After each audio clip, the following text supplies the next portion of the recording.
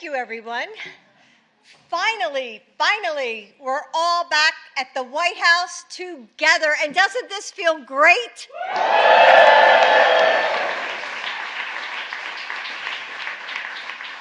Kamala, Doug, Joe, and I are honored to welcome you to this year's White House Pride celebration. And truly, it's so wonderful to be with so many friends. You know, early in the campaign, Doug Chaston and I had the chance to come together for a Pride event. Do you remember that? I do. And it was... Yes. In Las Vegas, I remember. So it was late on a warm October night in Las Vegas, and we were all candidates' spouses at the time, but there was an energy in the air that brought us all together, and we had the chance to get to know one another. And we made a promise then that our next Pride celebration would be on the South Lawn of the White House.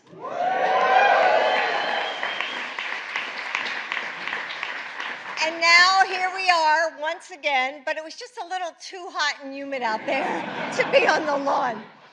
So every year that we gather here in our nation's capital is a reminder of just how far we've come, that we have LGBTQ leaders at some of the highest levels of government.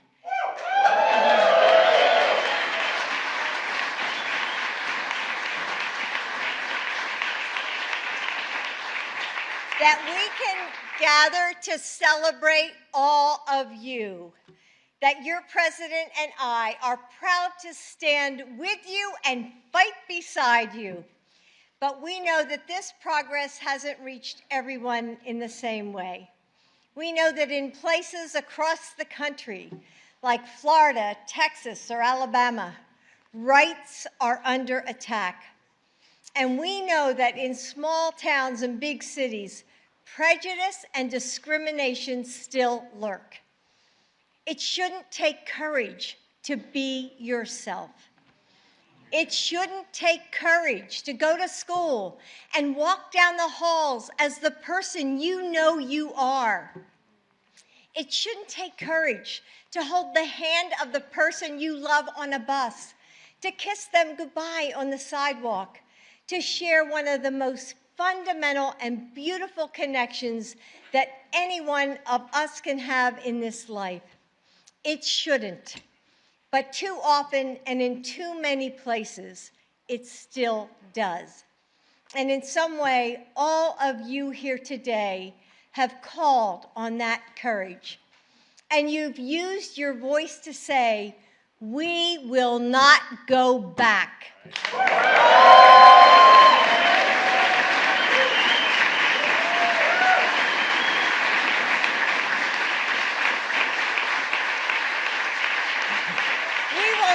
Let the progress that we fought for slip away. Pride is a celebration of the courage it takes to stand up for what's right, to become the leaders we need to live an authentic life.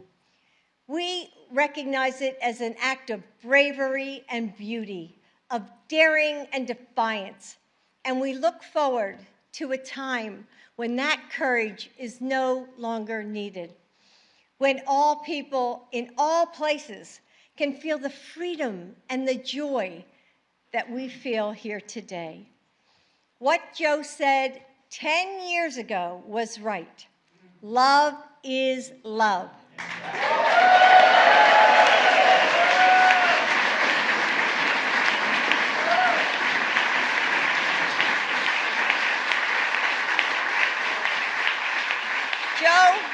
Joe and I are grateful for all of you, and we will never stop working for that future. So now I'm so proud to introduce our next speaker. I'm always impressed when young people are brave enough to come to the White House and speak in front of so many leaders. But after organizing a walkout at his high school to protest the Don't Say Gay bill, leading a rally of his peers,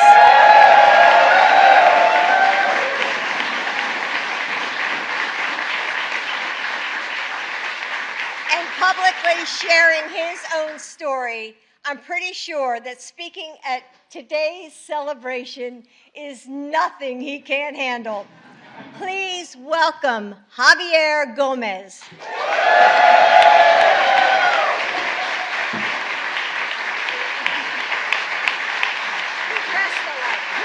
Yes, we dress alike.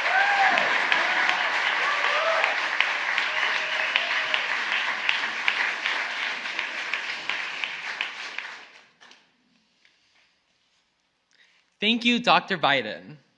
I'm honored to be with you today, an educator who champions students, as well as with the President, Vice President, and Second Gentleman.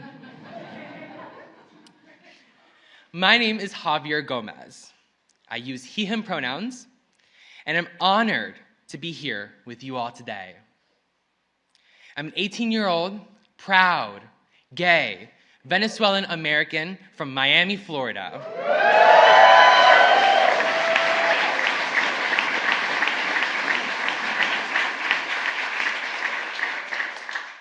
I graduated high school last week, and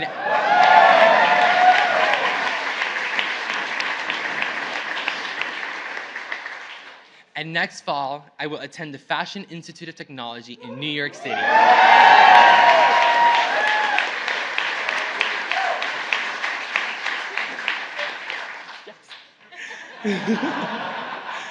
Oh my God, the Vice President told me it was a big deal. Oh my God.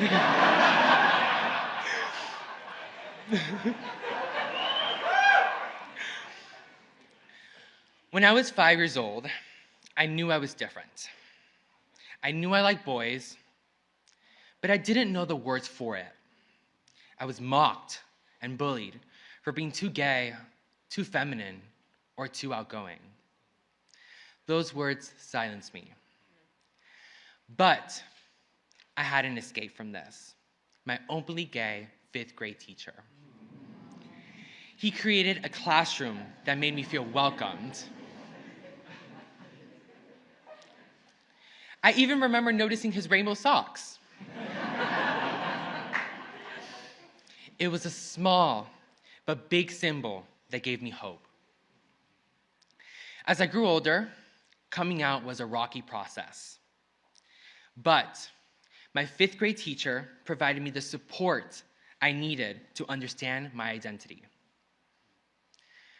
I fear other students in Florida and across the country would not be able to get the same support because of hateful legislation like the Don't Say Gay bill.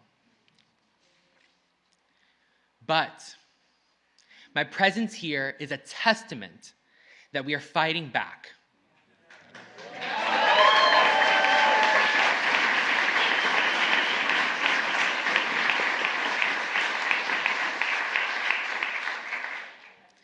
Because our lives are glorious, beautiful, and worthy. We deserve respect and love. And until we have that, we will fight, we will continue to fight for liberation. For months, I've been proud to work side by side with fellow students and allies in the community to fight back against this legislation that seeks to make schools in my state a more dangerous and hostile place to be LGBTQ+. We have traveled endless hours to Tallahassee to advocate and testify against the Don't Say Gay bill. We organized school-wide walkouts and rallies.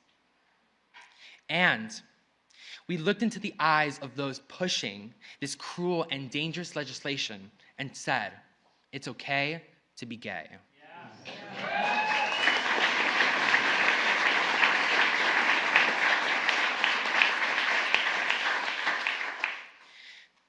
I'm fighting for the next little Javier, so he doesn't have to cry himself to sleep every night, aching that he wakes up normal. To all the supportive parents, youth activists, teachers, and allies, I am proud to stand here today with you and with a true leader.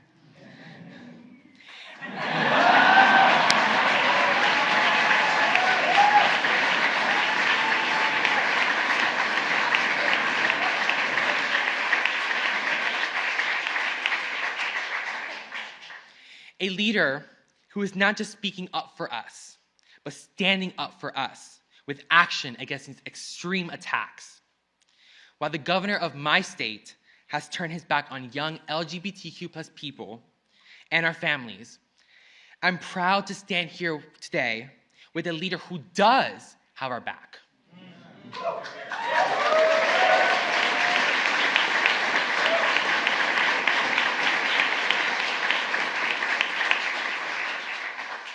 It is my greatest honor to introduce the 46th President of the United States of America, President Joe Biden.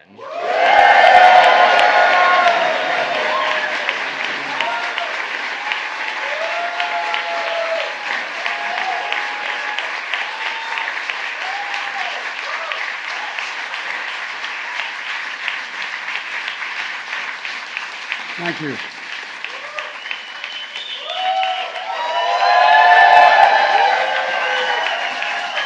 Thank you.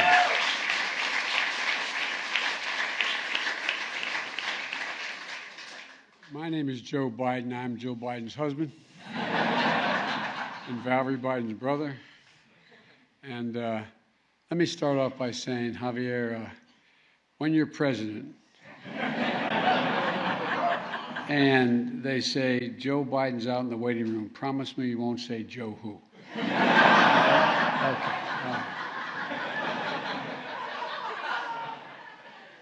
Thank you for that introduction, Javier, and for your incredible leadership and at such a young age down in Florida.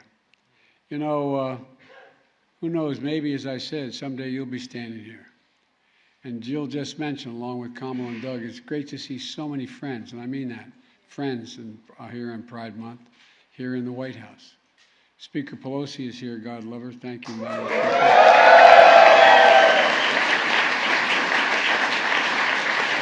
Majority Leader Chuck Schumer from New York.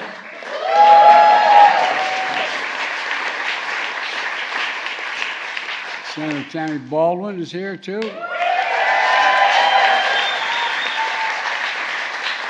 Congressman Dave Cicilline is here. And the senator who took my seat in the United States Senate, a guy named Chris Coons. Chris. And other members of the Equality Caucus. There are too many other people to mention by name. I shouldn't probably have started, but I want to say I acknowledge Judy and David Shepard, parents of Matthew Shepard.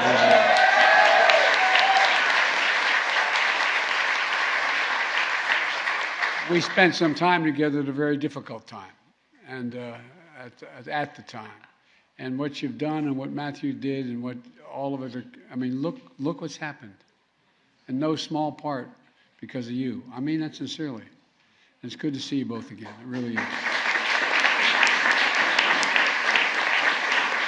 And by the way, it's almost exactly 7 years since the Supreme Court affirmed marriage equality in America. And Jim, you called me on the steps of the Supreme Court after that. Where's Jim? There you go. You called me. I got this phone call. When the court decision came down, and Jim was standing on I think you're on the steps of the Supreme Court when you called me. And you said, well, we did it.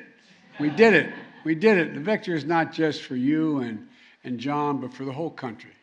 The whole country. And Jim, it's good to see you, pal. It really is. You know, and as a point of personal privilege, I want to acknowledge Sarah McBride. Sarah, where are you?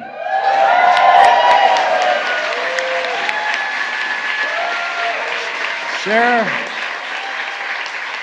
used to work for our deceased son, Bo, in the Attorney General's office in Delaware.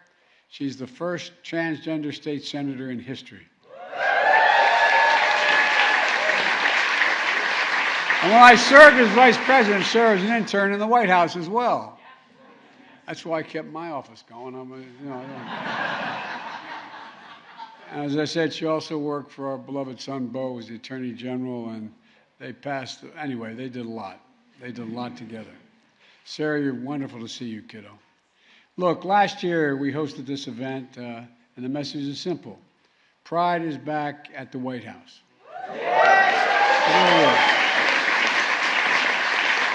And from day one, From day one, this has been the most pro-equality administration in history, led by guys like Pete Buttigieg.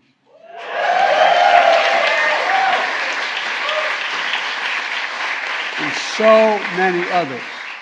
I think we have more LGBTQ plus people than any administration or every administration combined. No, I really mean it. I totally mean it. Because I promised when I got elected, I wanted my administration to look like America. Look like America across the board. And we've done that. A record number of out and proud appointees at every single level of our government.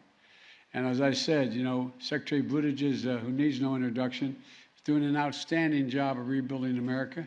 And I mean that in a literal sense, and not just in terms of what he's doing in transportation, but he's helping rebuild pride in America. And you know,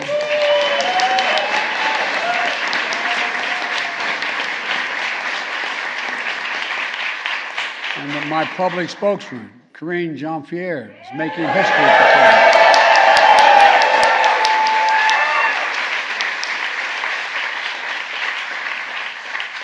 We're also joined by the Assistant Secretary of Health and Education and Human Services, Admiral Rachel Levin. And Undersecretary of Defense, Sean Steele. Where's the Undersecretary of Defense? There you go. Thank you very much for being here. The first and second transgender Americans to be Senate confirmed in American history. Let me say, as Commander-in-Chief, I'm proud to have ended the un-American ban on transgender Americans serving in our military.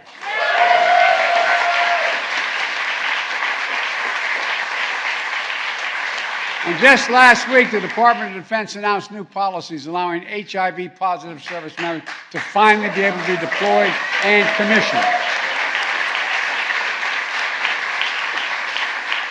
I'm also proud to have signed an executive order on my first day in office to combat discrimination against LGBTQI, plus Americans in housing, in healthcare, in education, in employment, financial services, and the criminal justice system. First thing I signed. And you know,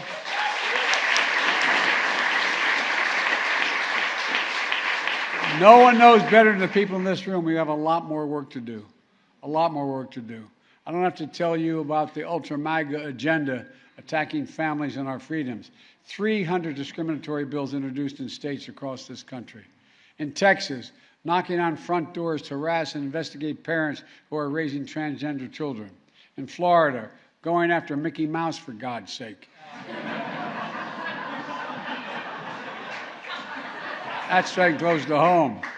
No, but think about this. All of you in this room know better than anyone that these attacks are real and consequential for real families. For real families. Just look at what happened in Idaho last weekend.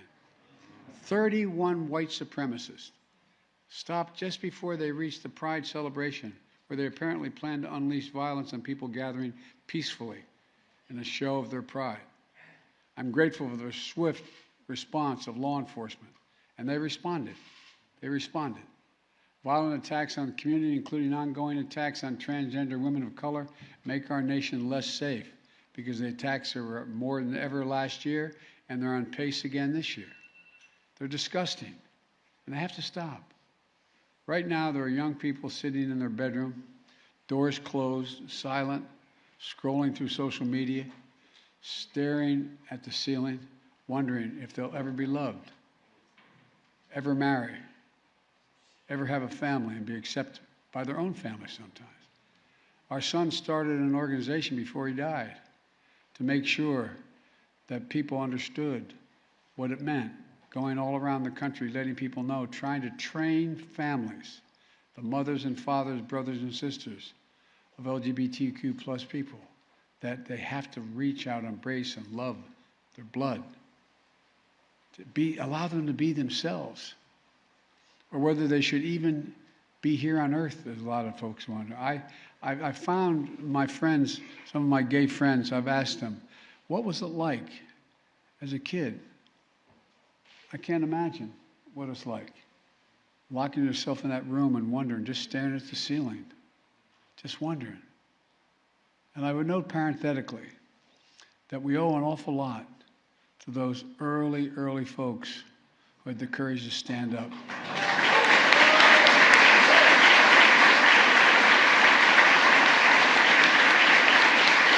No, I really mean it.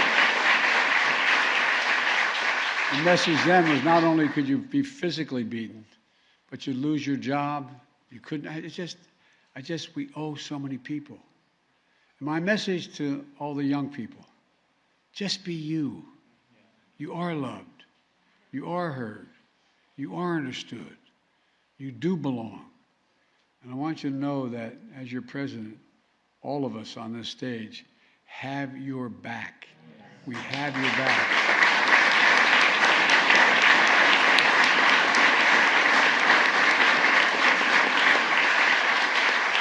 We see you for who you are, made in the image of God and deserving dignity, respect, and support.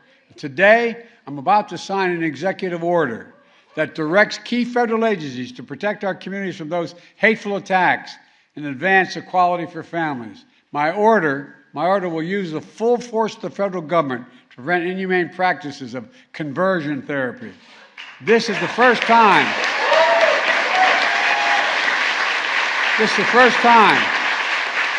the federal government is leading a coordinated response against this dangerous, discredited practice.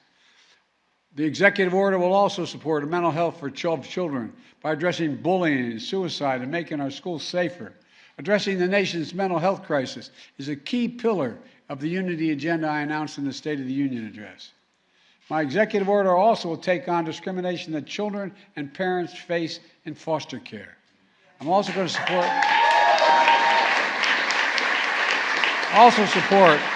older adults so they can age with dignity. And also, there's a lot there that aren't. And we'll also do so much to protect and support our fellow Americans. But Congress has to pass an act as well, and that's the Equality Act.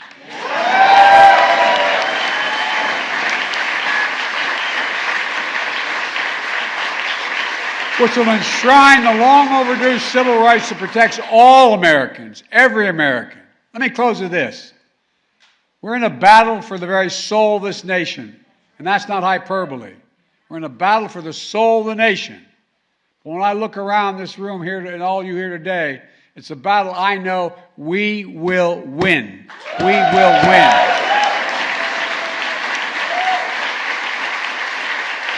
And we'll do so on the shoulders of so many people who are no longer with us, but who paved the way for us. People like Gloria Allen, known as Mama Gloria, who transitioned in 1950s and who passed away just 2 days ago.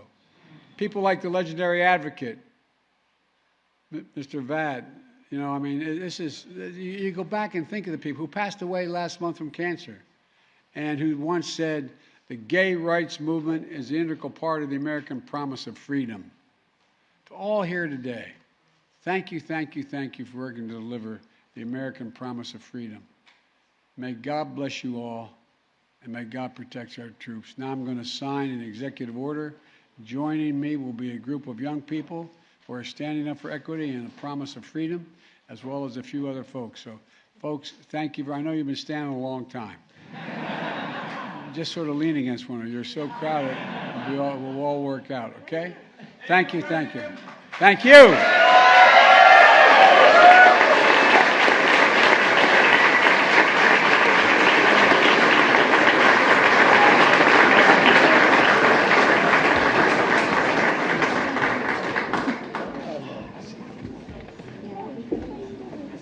Advancing equality for liberation, for lesbian, gay, bisexual, transgender, queer, and intersex individuals. That's what I'm about to sign.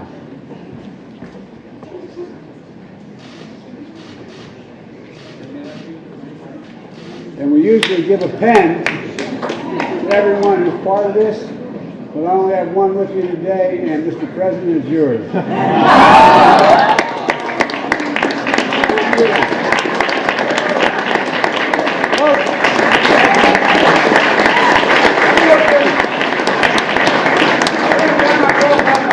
House, Scranton, Pennsylvania. He yelled, Joey, keep the faith. Our grandmother yelled, no, spread the faith. Go spread it. Let's go.